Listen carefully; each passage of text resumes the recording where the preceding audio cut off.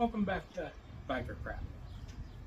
Today, let's talk about first bikes. We'll ruffle some feathers here.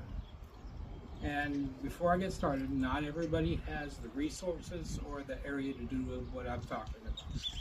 I was fortunate I did. If you do, this is something I highly recommend.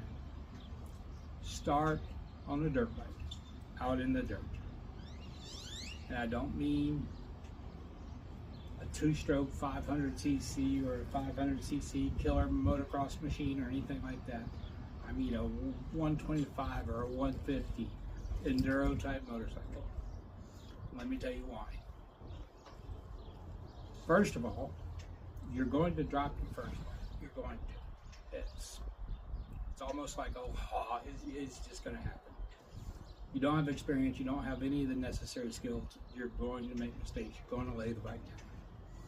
It's much less dangerous to lay it down in the dirt than on a street, most of the time. There are some exceptions. I know I was I was yeeted right through a prickly pear cactus when I was young. Let me tell you, that's not fun. I don't recommend you doing that. But you will learn some fundamental skills that are necessary for riding on the street by riding in the dirt.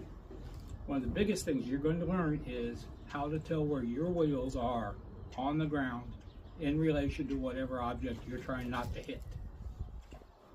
And that is something that will be invaluable when you get older, because there will be potholes, there will be debris on the road.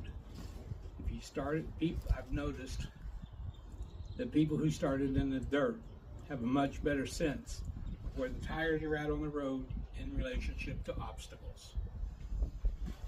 So, to sum up, you learn some necessary skills. You learn it on a bike that's not going to hurt you that bad if you fall off. You're going to learn it on an inexpensive bike that you're not going to feel bad about if you break it.